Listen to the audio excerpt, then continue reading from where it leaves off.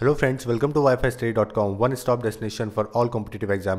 Friends, इस video में हम प्रेजेंट कर रहे हैं आपके लिए current affair 2016 December third week Hindi के अंदर। सो फ्रेंड्स, जो भी इंपॉर्टेंट हुआ है दुनिया के अंदर, देश के अंदर दिसंबर थर्ड वीक के अंदर से, वो हम सभी इस वीडियो में आपके लिए प्रेजेंट कर रहे हैं।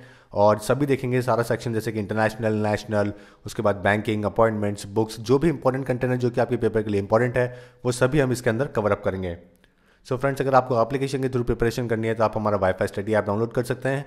यहाँ मिलेगा आपको daily current affair, GK test, दोनों ही फॉर्मेट में, हिंदी में और इंग्लिश में, और आप इसे गूगल पे से डाउनलोड कर सकते हैं। ये सभी एग्जाम्स के लिए इंपॉर्टेंट है, चाहे वो बैंकिंग हो, एसएससी हो, यूपीएससी हो, रेलवे हो, चाहे कोई भी हो।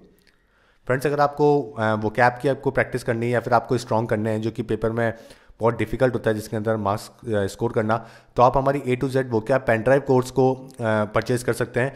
यहाँ आपको मिलेंगे 60 वीडियो मिलेंगे, 60 वीडियोज़ मिलेंगे, जिसके अंदर नियर बाय हमने 3000 वो कैप्स को ट्रिक्स के साथ में, बहुत ही कॉमन ट्रिक्स है जिनको आप आसानी से याद कर सकते हैं, वो कैप्स को पेपर में अच्छा स्कोर कर सकते हैं।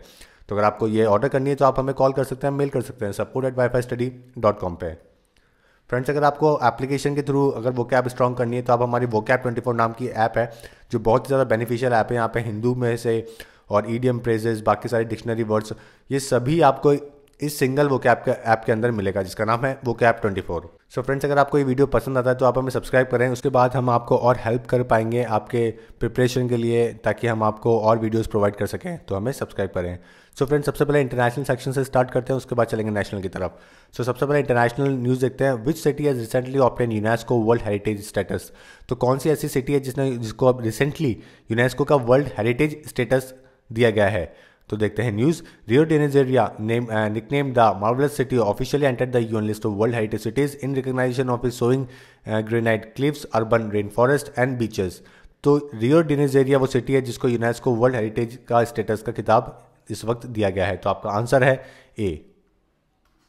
और ये किसने दिया है? यूनेस्को की ऑफिशियली, जो यूनेस्को की जो यूनेस्को ऑर्गेनाइजेशन है, उन्होंने ये अवार्ड इनको दिया है, जिसका कौन सिटी में इंक्लूड किया है? यूनेस्को वर्ल्ड हेरिटेज स्टेटस दिया गया है इनको।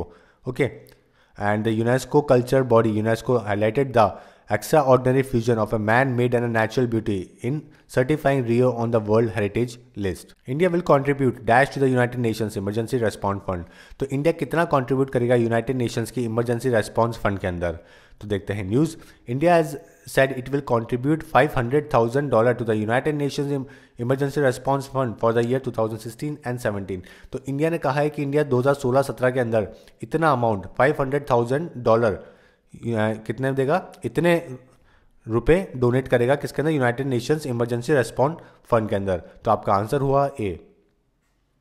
And in an average year CERF allocates approximately $450 million to the humanitarian operation in some 50 different countries। तो जो ये ऑर्गेनाइजेशन है यूनाइटेड नेशंस की इमरजेंसी रेस्पॉन्स फंड, ये नियर बाय 50 देशों के अंदर $450 मिलियन ह्यूमैनिटी के लिए लगाएगा, जिसमें से इंडिया का कॉन्ट्रीब्यूशन होगा ये जो मैंने आपको फर्स्ट ऑप्शन बताया, $500,000। Which country has recently abolish kafala labour system. तो खाफाला लेबर सिस्टम कौन सी कंट्री जिसने रिसेंटली उसको अबॉलिश किया है, यानी कि ड्रॉप किया है? तो देखते हैं news. Qatar has formally announced the end of this controversial Khafla system, arguably the biggest ever labor reform undertaken by the host of the 222 football world cup. तो 2022 का फुटबॉल वर्ल्ड कप होने वाला है वहाँ पे। ओके, और उससे पहले उन्होंने क्या किया? खाफला सिस्टम, जो कि दुनिया का सबसे बड़ा बिगेस्ट एवर लेबर रिफॉर्म जो उन्होंने लिया है। Under kafala all foreign workers working in Qatar require a local sponsor in the form of an individual और company and need their permission to switch jobs और लीव द कंट्री। ओके, तो इस खाफला system में क्या होता है कि जितने भी बाहर के वर्कर हैं उन सबको एक लोकल स्पॉन्सर चाहिए होता है। ओके, या तब भी वो जॉब को स्विच करेंगे या फिर जो देश छोड़ेंगे तो हमेशा उसकी रिक्वायरमेंट की जरूरत पड़ती है, हमेशा उसकी परमिशन की जरूरत पड़ती है। तो इस वाले सिस्टम को उन्होंने एंड किया है। ओके, तो आपका आंसर है कतर, सी आपका आंसर है। Fifth edition of India Arab partnership conference held in. तो फिफ्थ एडिशन इंडिया अरब पार्टनरशिप का कहाँ पे होगा? तो देखते हैं news. The fifth Arab partnership conference was held on December 14-15 in Muscat, Oman. तो ओमान की जो कैपिटल मस्कट, वहाँ पे ये फिफ्थ एडिशन होगा, इंडिया अरब पार्टनरशिप कॉन्फ्रेंस होगी। तो आपका आंसर है ओमान, बी आपका आंसर है। The theme of the conference क्या है? Partnership towards innovation and corporation in IT। ये इस कॉन्फ्रेंस की थीम है। Which country has topped in Asia in innovation chart. तो इनोवेशन चार्ट के अंदर एशिया के अंदर कौन सी कंट्री ने टॉप किया है? तो देखते हैं news. India has emerged as the most preferred destination for innovation in Asia and the third biggest globally, with Silicon City of East Bangalore leading the charge, says the research by the global consultancy major Capgemini. The number of the active incubator in the country increased 40% to 140, with a bulk 66% of them in the Tier 2 and Tier 3 centres. Okay, तो दुनिया जो Asia के अंदर भारत की top ranking आई है innovation chart के अंदर, और दुनिया में ग्लोबली इंडिया थर्ड प्लेस पे है, जिसके अंदर silicon valley of east Bengaluru leading the charge. Okay, तो आपका आंसर है इंडिया, बी आपका आंसर है। International human solidarity day is observed on which day? तो इंटरनेशनल ह्यूमन सॉलिडेरिटी डे किस दिन ऑब्जर्व किया जाता है?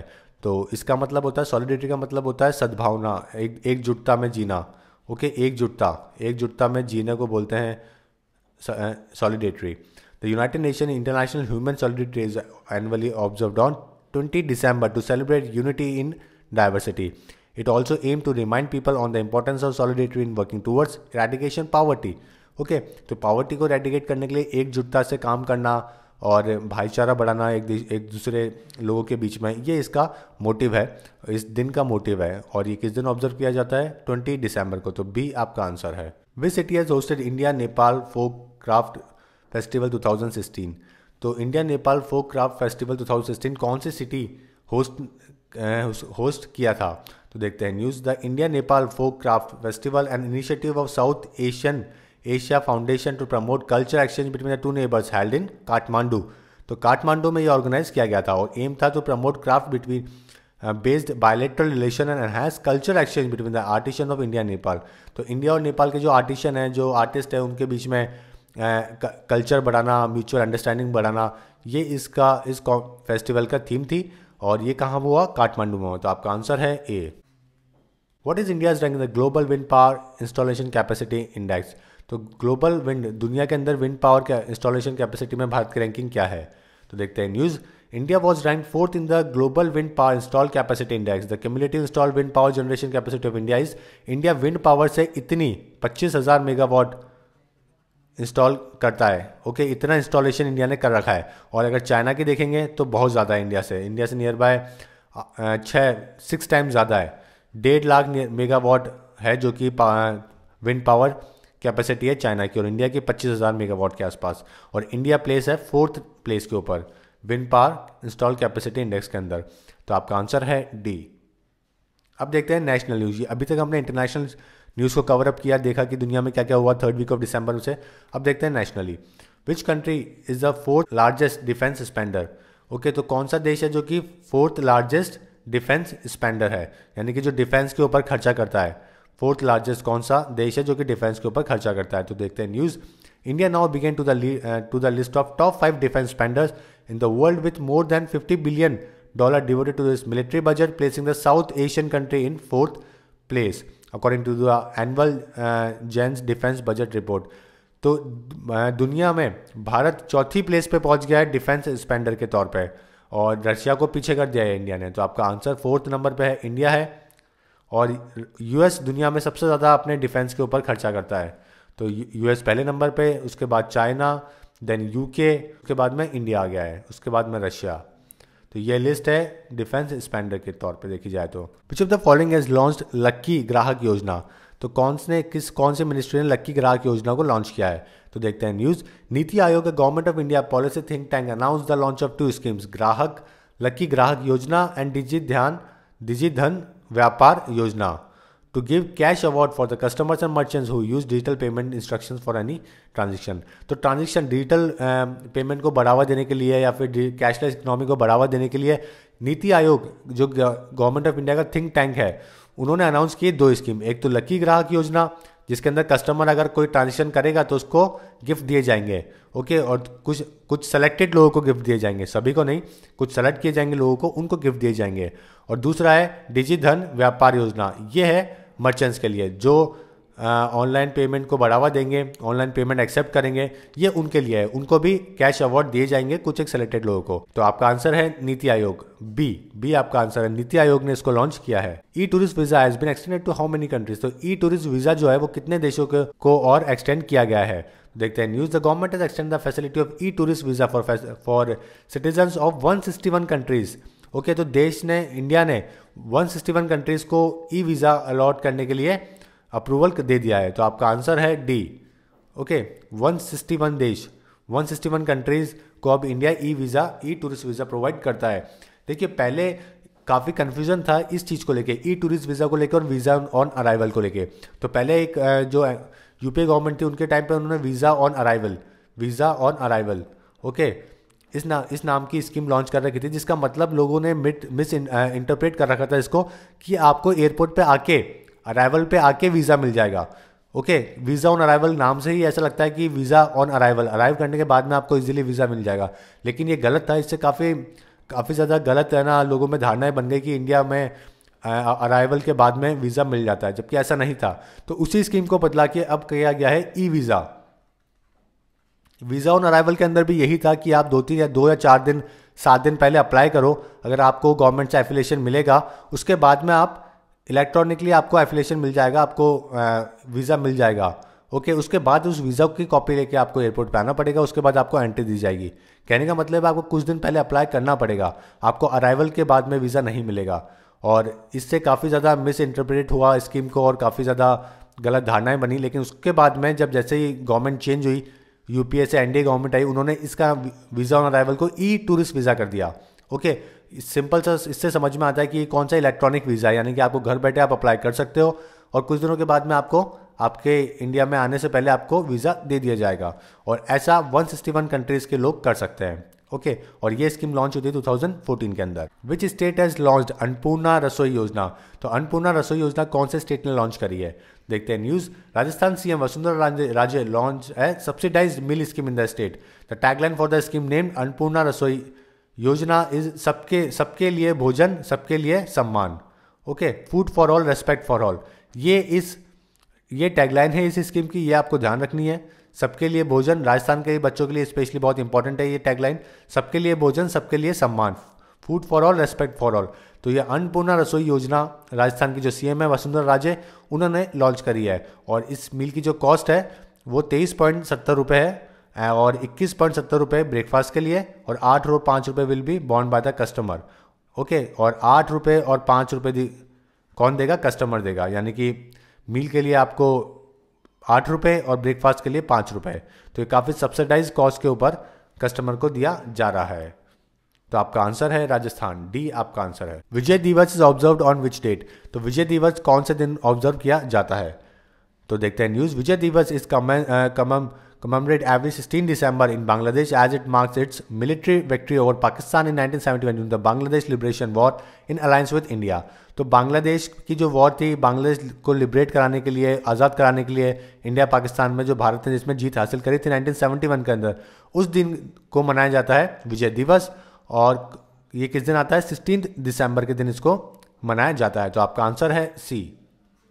The end of the war also resulted in the unilateral and unconditional surrender of the Pakistan Army and subsequent secession of the East Pakistan into Bangladesh। तो east Pakistan को बांग्लादेश में बनाने के लिए भारत का बहुत बड़ा हाथ था और इसको दिवस को विजय दिवस कहा जाता है और इस 16 दिसंबर को ऑब्जर्व किया जाता है। विच scheme is launch by the government for disclosing money? तो मनी डिस्क्लोज करने के लिए जो ब्लैक मनी है उसके लिए गवर्नमेंट ऑफ इंडिया ने कौन सी स्कीम लॉन्च करी है? तो देखते हैं news.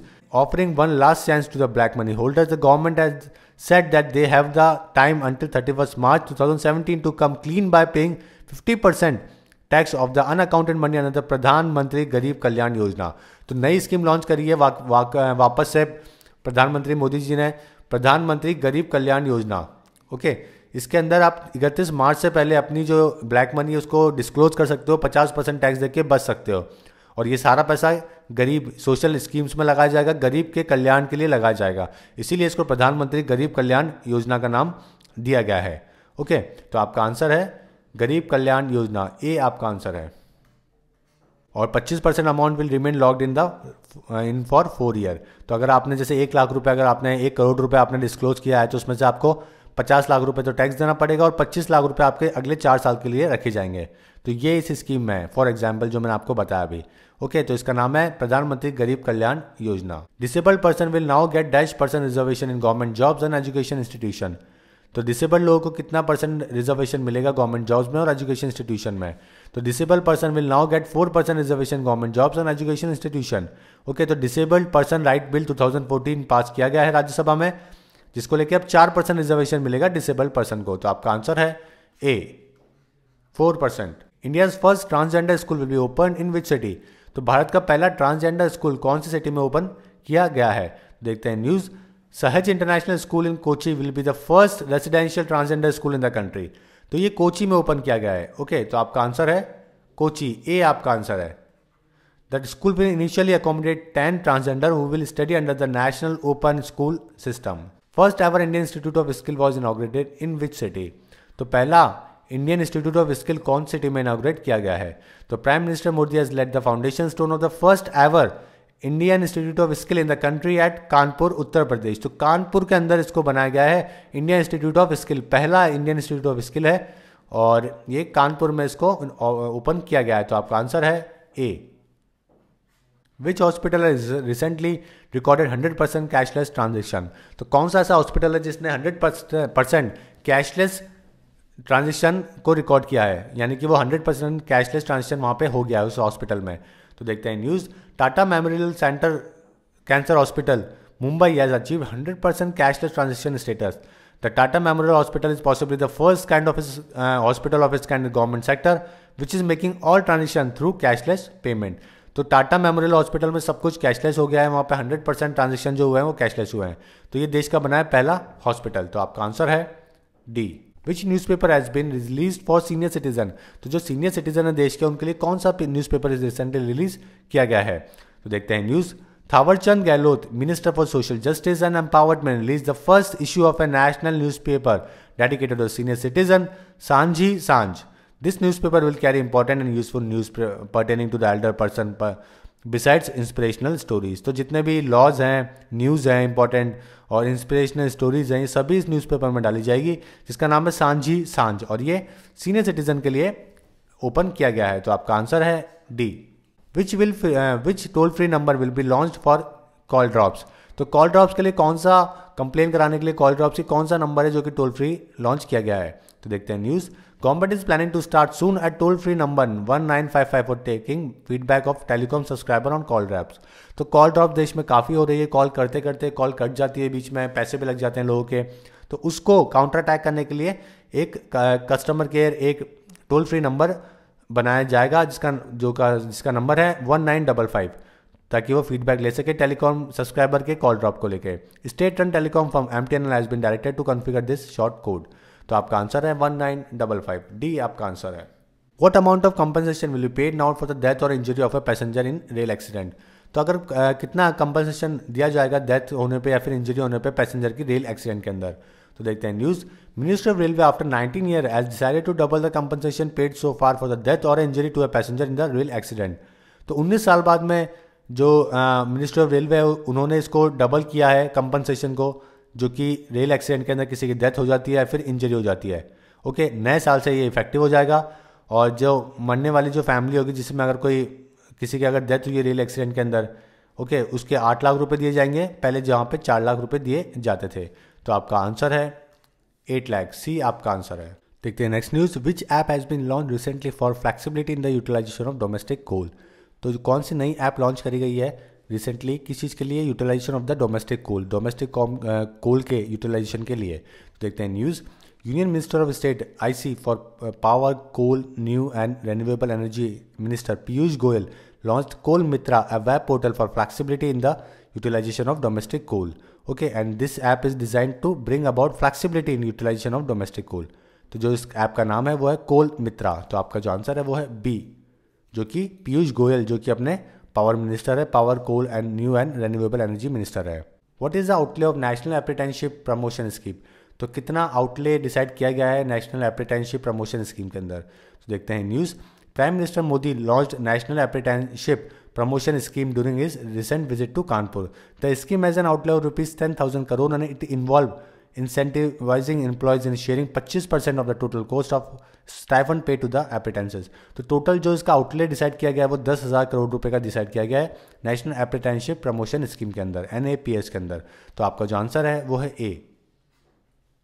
Delhi lieutenant governor Najeeb जंग सबमिट्स हिज रेजिग्नेशन। तो जो एक्स IAS ऑफिसर है जो इनको दिल्ली का 3.5 साल के लिए लेफ्टिनेंट गवर्नर बनाया गया, उन्होंने रिसेंटली अपना रेजिग्नेशन दे दिया है सेंटर को। ओके, इनकी एज है वो 65 ईयर ओल्ड जंग है। Farmer IAS officer was 20th LG of Delhi and assume charge of lieutenant governor of Delhi on July 2013। अब देखते हैं ट्रेड एंड बैंकिंग से important news. What is the name of the recently launch Punjab national bank mobile wallet. तो Punjab national bank का जो mobile wallet recently launch हुआ है उसका नाम क्या है, देखते हैं news. Usha Ananta Subramanyam, managing director and CEO of Punjab national bank, launch the mobile bank mobile wallet PNB Kitty. तो PNB किटी नाम है इसका, इस वॉलेट का, और एक डिजिटल वॉलेट है that enables a smartphone user to undertake online transaction using the money stored in it without using debit card और क्रेडिट कार्ड या फिर इंटरनेट बैंकिंग। तो सिर्फ आप मोबाइल ये जो PNB किटी है वो डाउनलोड करें और अपना सारा काम इसके थ्रू कर सकते हैं। ओके, तो आपका आंसर है D. Which bank has tied up with the Indian Railways to install 10,000 POS machines, point of sale machines. Okay, तो 10,000 POS मशीन को इंस्टॉल करने के लिए कौन सा बैंक ने टाई किया है इंडियन रेलवेज के साथ में, देखते हैं news. The Indian railways tied up with the State Bank of India to install at least 10,000 point of sale machine using debit और credit card at the railway reservation system counter of railways. तो railway के जो reservation counter है वहाँ पे 10,000 POS machine लगाने के लिए टाई किया है SBI बैंक ने और इंडियन रेलवे ने। In the first phase 40 POS will be install on priority at A1 and then A and B category station in the division. तो आपका आंसर है SBI। Indian ASEAN set target of $100 billion target trade to be achieved by 2020। तो India और ASEAN जो organisation है south east Asian Nations की, तो इस ऑर्गेनाइजेशन और इंडिया ने टारगेट किया है 2020 तक $100 मिलियन का ट्रेड करने के लिए। ओके, राइट नाउ अभी $57 बिलियन का ट्रेड होता है इंडिया और एशियान के बीच में, और इसको 25वीं एनिवर्सरी सेलिब्रेट करने के लिए ASEAN and India will celebrate its 25th anniversary in 2017 which will be attended by the head of the state of all the Asian countries. Okay, तो 25वीं एनिवर्सरी बनाई जाएगी 2017 के अंदर, जिसके अंदर दोनों ऑर्गेनाइजेशन के और इंडिया के दोनों ही बड़े स्टेट हेड ऑफ स्टेट की सभी की मीटिंग होगी। State Bank of India is launched Mobi Cash mobile wallet in association with which telecom company. तो SBI ने लॉन्च किया है मोबी कैश मोबाइल वॉलेट कौन सी टेलीकॉम कंपनी के साथ में एसोसिएट करके, तो देखते हैं news. SBI BSNL unveil mobile wallet. तो SBI ने BSNL के साथ में लॉन्च किया है Mobi Cash mobile wallet in association with the state own telecommunication company Bharat Sanchar Nigam Limited. It will also provide a mobile wallet to the masses and work with smart as well as normal feature phone. Okay, कि normal phone है जो कि smartphone के अलावा जो कि smartphone नहीं है उसके अंदर भी ये जो वॉलेट है वो काम करेगा, और SBI और BSNL ने इसको टाई अप किया है। तो आपका आंसर है BSNL, C आपका आंसर है। What will be the merchant discount rate for the debit card payment up to ₹1000। तो मर्चेंट्स को कितना डिस्काउंट मिलेगा ओके डेबिट कार्ड पेमेंट के ऊपर जब अगर कोई ₹1000 का पेमेंट डेबिट कार्ड के थ्रू करेगा। देखते हैं news. To encourage digital transaction the RBI has decided to slash merchant discount rate MDR charges on payment made through debit card from 1 January through 31 March. तो 3 महीने के लिए RBI ने कम किया है मर्चेंट डिस्काउंट रेट, और अगर ₹1000 या ₹2000 तक अगर ट्रांजेक्शन होता है क्या कार्ड के थ्रू तो कुछ डिस्काउंट उन्हें दिया जाएगा, जो कि अगर ₹1000 तक का ट्रांजेक्शन होता है तो 0.25% दिया जाएगा डिस्काउंट, और अगर ₹2000 तक का 1000 से 2000 के बीच में होता है तो 0.5% उनको डिस्काउंट दिया जाएगा। तो आपका आंसर है ₹1000 के लिए B, 0.25%। Which bank has tied up with the Ola to provide cash at your door step. तो कौन सा बैंक ने टाई किया है ओला के साथ में आपके घर पे कैश प्रोवाइड करने के लिए, तो देखते हैं news. Yes Bank, India's 5th largest private sector bank, has partnered with the Ola, one of the popular mobile app for transportation, to provide cash on demand at customers' doorstep. तो customer के door step पे ओला के साथ में yes bank ने collaborate किया है, जो कि 5th largest private sector bank है इंडिया का। Customers will be able to use the Ola app to book a cab and app opt for cash at their door step that will be enable using point of sale machine powered by Yes Bank. तो अगर आपने Ola use करी है, Ola app आपने use करके cab book कराई है, तो आप क्या कर सकते हो, उनको cash at their door step option में चूज़ कर सकते हो, जहाँ पे POS मशीन के द्वारा आपको आपके अमाउंट डिडक्ट करके कैश दे दिया जाएगा। Yes bank was founded in 2004 and CEO अभी कौन है येस बैंक के, राणा कपूर। तो आपका आंसर है A। What is the new interest rate on provident fund deposit. तो प्रोविडेंट फंड डिपॉजिट के अंदर नई इंटरेस्ट रेट क्या है, तो देखते हैं news. Employ provident fund organisation EPFO has reduced interest rate on provident fund deposit to 8.65% from current 8.8%। तो 0.15 का स्लैश कर दिया है जो इंटरेस्ट रेट है और अभी रह गई है 8.65।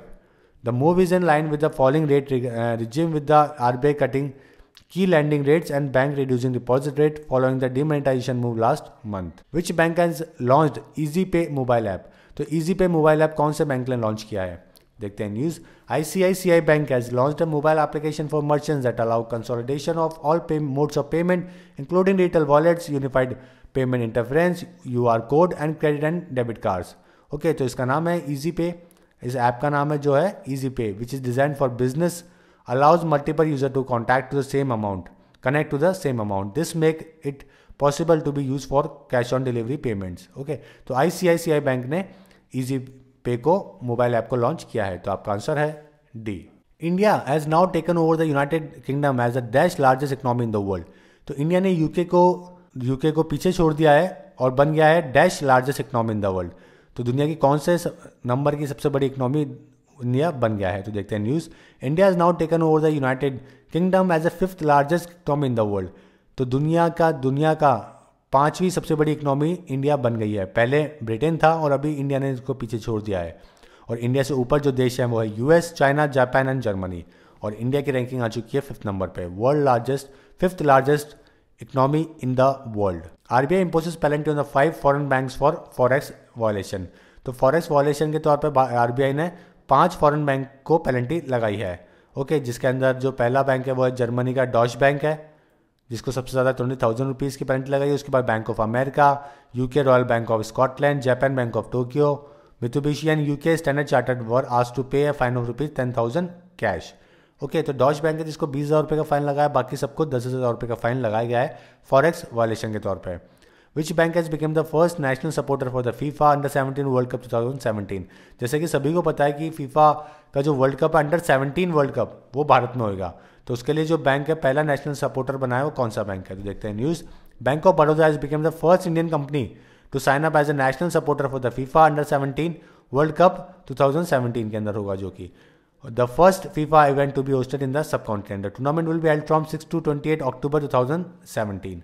तो आपका आंसर है बैंक ऑफ बड़ौदा।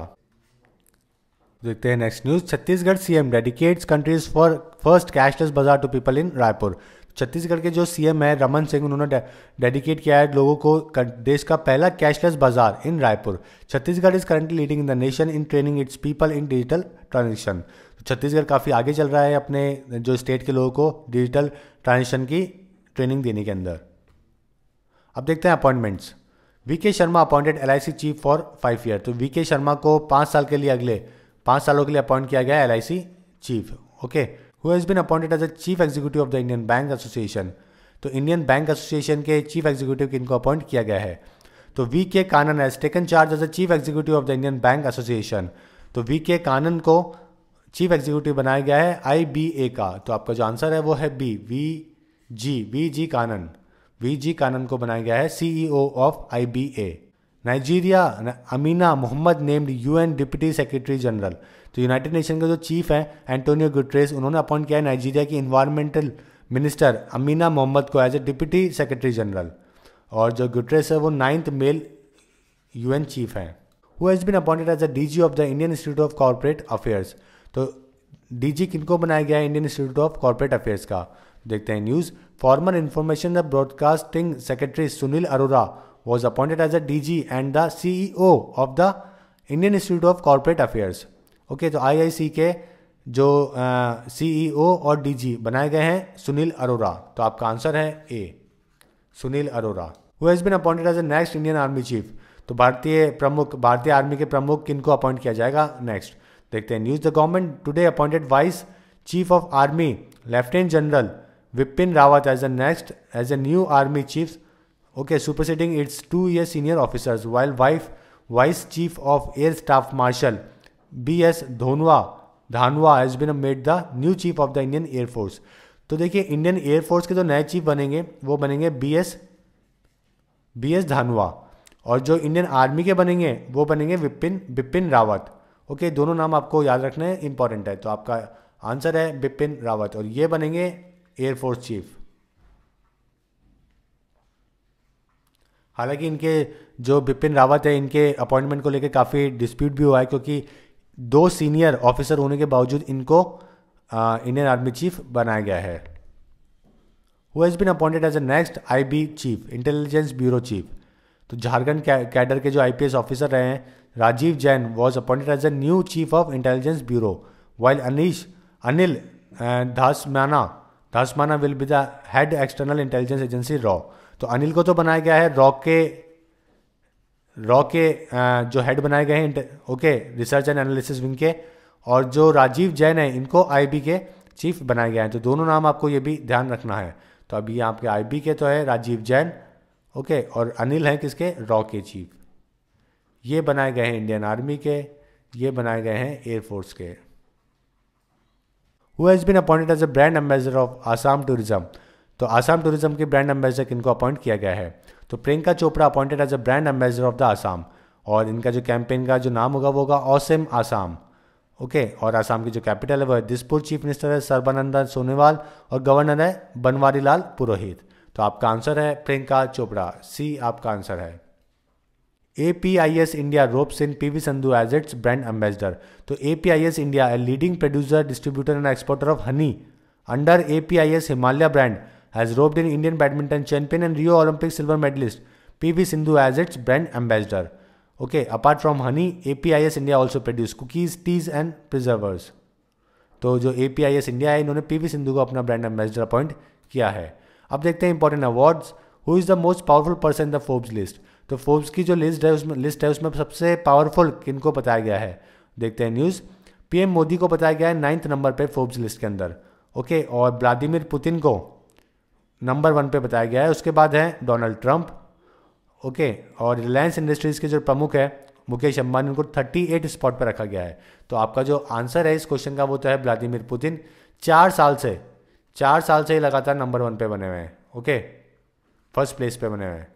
और सेकंड नंबर पे डोनाल्ड ट्रंप, और नरेंद्र मोदी है 9th नंबर पे।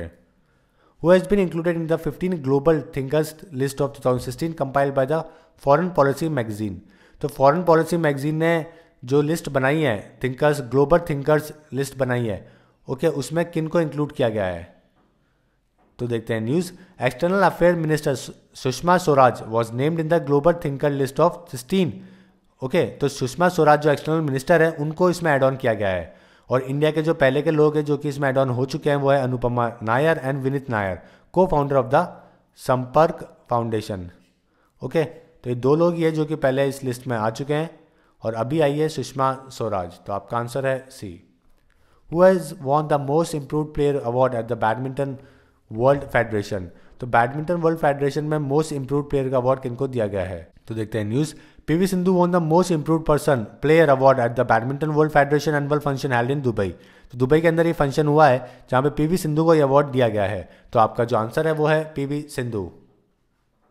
मलेशिया के Lee Chong Wei was declared the best man player while the Japanese player of Misaki Matsutomo and Ayaka Takahashi won the honour in the women category. Ayaka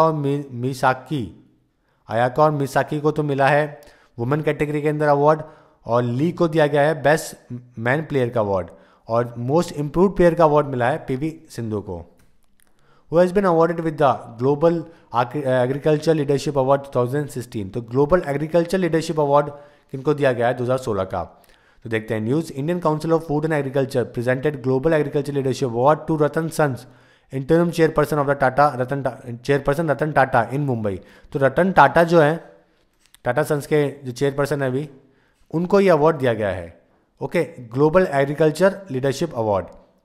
तो आपका जो answer है वो है रतन टाटा, और इनको इसलिए दिया गया है क्योंकि इनका जो रोल रहा है काफ़ी अच्छा रहा है, transformational role in scaling Tata group as a global admired group during his stint of 2 decades as chairperson.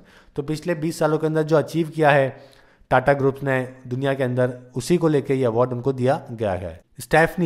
Stephanie Del Valle win Miss World 2016 title. तो स्टेफनी को मिस वर्ल्ड का खिताब 2016 का दिया गया है। तो Stephanie Del Valle from Puerto Rico was crowned the Miss World 2016। Okay, आपको रनर अप का ध्यान नहीं रखना है, जो आपको सिर्फ नाम जो याद रखना है वो सिर्फ विनर का ध्यान रखना है, मिस वर्ल्ड का नाम ध्यान रखना है। और ये कहाँ से है? प्यूर्टो रिको से है, जिसकी कैपिटल है सैन जुआन। ओके, सैन जुआन इसकी कैपिटल है रिको की, और ये इस कंट्री से बिलोंग करती है, जिनका नाम है स्टेफनी डेल वेले।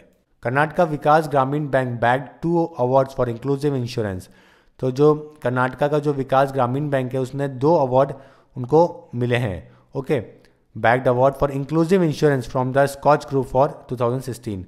तो इंक्लूसिव इंश्योरेंस के लिए इनको ये 2 अवार्ड दिए गए हैं। The bank bagged the award in life insurance and micro insurance sector under the order of merit category. तो लाइफ इंश्योरेंस कैटेगरी के अंदर और माइक्रो इंश्योरेंस सेक्टर के अंदर, इन 2 सेक्टर के अंदर इनको ये अवार्ड दिया गया है। Who has von BBC sports personality of the year 2016 award. तो BBC की तरफ से 2016 का sports personality of the year award किनको दिया गया है? तो एंडी मुरे has chosen for the BBC sports person of the year for record 3rd time. Okay, तो तीसरे साल लगातार उनको ये अवार्ड दिया जा रहा है। सेकंड पे है ब्राउनली, जो कि गोल्ड मेडल विनर है ट्राई एथलीट के अंदर, और 3rd प्लेस पे है शो जंपर निक स्केल्टन इन 3rd। तो जो आपका आंसर है वो है एंडी मुरे। ये तीसरे साल लगातार इनको sports person of the year का अवार्ड दिया गया है। Which bank has won Skoch silver award recently. तो corporation bank bags Skoch recent silver award for attaining the position of a number 1 channel partner of LIC for the past 3 financial years. The bank was also awarded order of merit under 3 categories. तो जो आपका answer है वो है corporation bank को award दिया गया है Skoch silver award recently. Who has chosen as ICC cricketer of the year. तो ICC cricketer of the year किनको अवार्ड के तौर पर अवार्ड से नवाजा गया है? तो देखते हैं news. Ashwin has name the ICC cricketer of the year. देखो, जो आपको याद रखना है फ्रेंड्स, वो सभी इंपॉर्टेंट कंटेंट है इसके अंदर। रविचंद्र अश्विन को 2 अवार्ड दिए गए हैं, एक तो ICC cricketer of the year का और ICC test cricketer of the year का। उसके बाद में डी कॉक को, साउथ अफ्रीका के जो बैट्समैन है क्वांटन डी कॉक को, उनको ODI player of the year का अवार्ड दिया है। पाकिस्तान के जो टेस्ट के स्कीपर है मिसबा उलग को, उनको spirit of the cricket award मिला है। बांग्लादेश के जो फास्ट बॉलर है मुस्तफिर रहमान, उनको emerging player of the year का अवार्ड मिला है। और एलिस्टर कुक को ICC टेस्ट 11 का कैप्टन बनाया गया है। और विराट कोहली को ODI साइड का ICC ODI साइड का कैप्टन बनाया गया है। ओके, तो ये सभी कंटेंट आपके लिए इंपॉर्टेंट है और आपको याद रखना है। अब देखते हैं sports related news. Which team has won junior hockey world cup 2016। तो जूनियर हॉकी वर्ल्ड कप 2016 जीतने वाली टीम कौन सी है? तो India created history by winning the FIH junior hockey world cup after a gap of 15 long year with a 2-1-0 victory against Belgium in the final. And it was the first time that the host nation has won the tournament since its inception. तो जब से ये tournament start हुआ है, कभी भी किसी host country ने टूर्नामेंट नहीं जीता है, और इंडिया ने ये टूर्नामेंट जीता था बाय 2-1 बेल्जियम को फाइनल्स में हरा के। ATK beat Kerala in the penalty shootout to win 2016 Indian Super League. तो जो एटलेंटिको डी कोलकाता है, उन्होंने केरला ब्लास्टर को हराया पेनल्टी शूटआउट में और जीता है ISL, सेकेंड टाइम ISL 3 सालों के अंदर, जवाहरलाल नेहरू स्टेडियम कोची के अंदर। Who is the second Indian batsman to score triple century in test cricket. तो रिसेंटली करुण नायर ने ट्रिपल सेंचुरी मारी है, और ये बने हैं देश के दूसरे क्रिकेटर वीरेंद्र सहवाग के बाद में जिन्होंने टेस्ट के अंदर ट्रिपल सेंचुरी मारी है। और इस मैच के अंदर इंडिया ने टोटल बनाया 759 रन, जो कि इंडिया का हाईएस्ट स्कोर है किसी भी टेस्ट मैच के सिंगल इनिंग के अंदर। तो आपका जो आंसर है वो है करुण नायर। अब देखते हैं death. Thomas shilling has passed away recently, who he was. तो नोबेल विनिंग इकोनॉमिस्ट है थॉमस, उनकी अभी रिसेंटली डेथ हुई है, जिन्होंने एक्सप्लेन किया था न्यूक्लियर स्ट्रैटेजी को। ओके, और इनको नोबेल प्राइज मिला था इकोनॉमिक्स के अंदर 2015 के अंदर, अलॉन्ग विद द रोबर्ट के साथ में। तो जो आपका आंसर है वो इकोनॉमिस्ट। तो ये कौन थे? इकोनॉमिस्ट थे। Environmentalist Anupam Mishra died eight 68। तो नोटेड गांधीनियन जर्नलिस्ट थे, environmentalist, water conservation Anupam Mishra की रिसेंटली डेथ हुई है एम्स के अंदर। और इनको इंदिरा गांधी पर्यावरण पुरस्कार भी दिया गया था government of ministry of environment and forest के द्वारा। अब देखते हैं important books. Chief justice of India releases coffee table book court of India past to present. तो चीफ जस्टिस ऑफ इंडिया जो TS ठाकुर है, उन्होंने रिलीज करी है बुक जिसका नाम है court of India past to present. Okay, और ये हिस्टोरिकल इवोल्यूशन बताएंगे कोर्ट का कैसे हुआ, identify the diverse court system, compile their customs and practices and also contest contest analyse it. Okay, तो काफ़ी कुछ चीज़ें हैं जो कि हिस्ट्री से रिलेटेड भी हैं कोर्ट की, और उनके कोर्ट के काम करने का तरीका कैसे होता है, कैसे डाइवर्सिफाइड नेचर है, ये सभी इस बुक के अंदर बताया गया है, जो कि टी.एस. ठाकुर ने रिलीज़ करी है, जिसका नाम है court of India past to present. So friends, ये सारा इंपॉर्टेंट कंटेंट था जो कि आपके दिसंबर 3rd वीक से इंपॉर्टेंट था। उम्मीद है आपको पसंद आया होगा और आप हमें सब्सक्राइब करेंगे। So friends, thank you and all the best for exam.